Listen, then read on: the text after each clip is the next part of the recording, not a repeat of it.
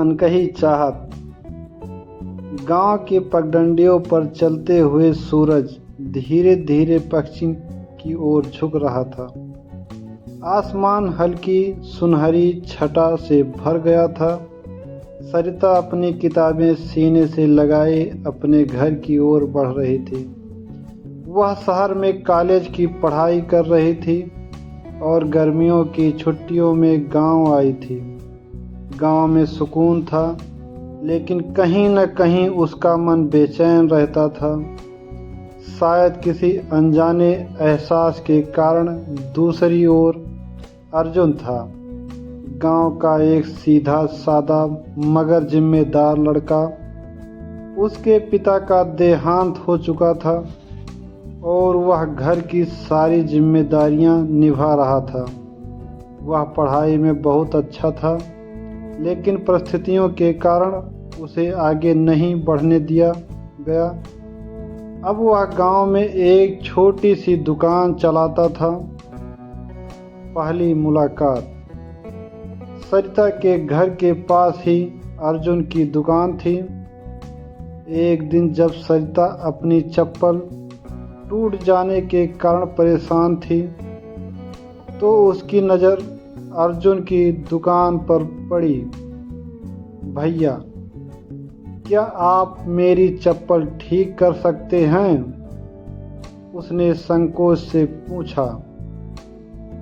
अर्जुन, जो ग्राहकों को सामान दे रहा था, उसकी आवाज़ सुनकर पलटा। उसकी नज़रें पहली बार सरिता पर ठीक से पड़ी। गहरी आंखें, मासूम चेहरा और एक अजीब सा आकर्षण। हाँ, क्यों नहीं? उसने हल्की मुस्कान के साथ कहा और चप्पल लेकर उसे ठीक करने लगा। सरिता ने देखा कि अर्जुन के हाथों में एक सादगी भरी मेहनत छलक रही थी। वह चुपचाप खड़ी रही और अर्जुन भी बिना ज़्यादा बात किए अपना काम करता रहा। कुछ ही मिनटों में उसने चप्पल ठीक कर दी। ये लीजिए, अर्जुन ने कहा। कितने पैसे हुए? रहने दीजिए, इतने छोटे काम के लिए पैसे क्यों? सरिता को उसकी ये दरियादिली पसंद आई। उसने हल्की मुस्कान दी और बिना कुछ कहे वहाँ से चली गई। पर वो पहली मुलाकात कहीं न कहीं दोनों के दिल में हल्का सा हलचल पैदा कर गई। धीरे धीरे बढ़ता आकर्षण। इसके बाद जब भी सरिता दुकान से कुछ लेने आती, तो उसकी नज़रें अर्जुन पर ठहर जाती। कभी कभी वह बेवजह कोई सामान लेने आ जाती, ताकि अर्जुन से 2 पल बात कर सके। अर्जुन भी अब उसे पहचानने लगा था। उनके बीच ज़्यादा बातचीत नहीं होती थी, लेकिन उनकी आंखें बहुत कुछ कह जाती थीं। एक शाम जब बारिश हो रही थी, सरिता की माँ ने उसे दुकान से कुछ सामान लाने भेजा। वह भीगते हुए अर्जुन की दुकान पर पहुंची। इतनी बारिश में आना जरूरी था क्या? अर्जुन ने पूछा।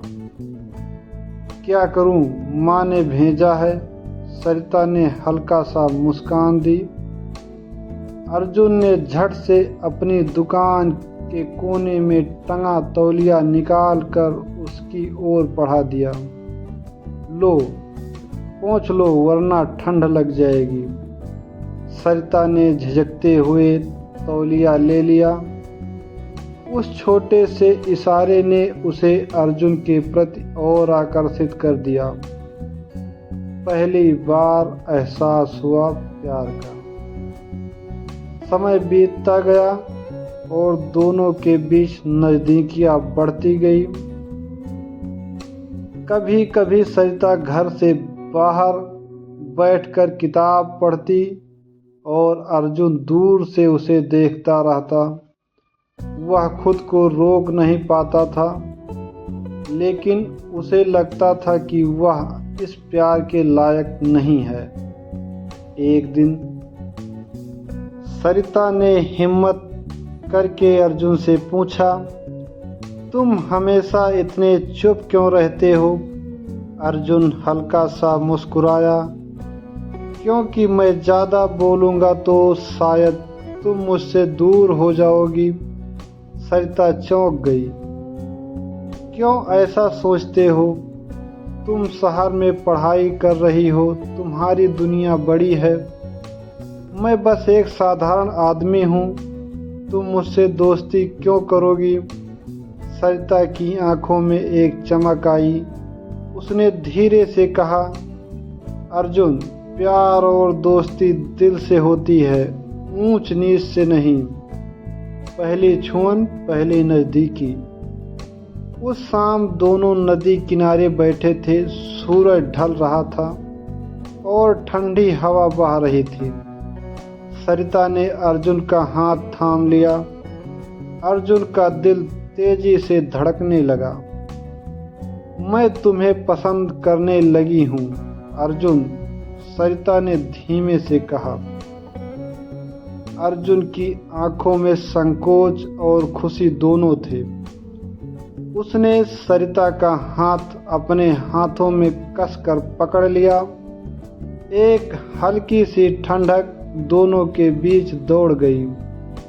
धीरे धीरे उनके बीच प्यार और गहरा होता गया। उनका प्रेम किसी तूफान की तरह नहीं, बल्कि धीमी धीमी बारिश की तरह था, जिसमें नमी थी, एहसास था और अपनापन था। अंत, लेकिन नई शुरुआत। गर्मी की छुट्टियां खत्म होने वाली थी और सरिता को शहर लौटना था। जाने से पहले वह आखिरी बार अर्जुन से मिली। मैं वापस आऊंगी और हमेशा तुम्हारे साथ रहूंगी, उसने कहा। अर्जुन ने बस उसकी आंखों में देखा और बिना कुछ कहे उसे अपनी बाहों में भर लिया। वह पहली बार उसे इतने करीब महसूस कर रहा था। सरिता चली गई, लेकिन उसका प्यार वहीं रह गया। गांव की उन्हीं पगडंडियों पर, उस छोटी सी दुकान में और उस नदी के किनारे जहां उन्होंने पहली बार एक दूसरे को दिल से अपनाया था। धन्यवाद।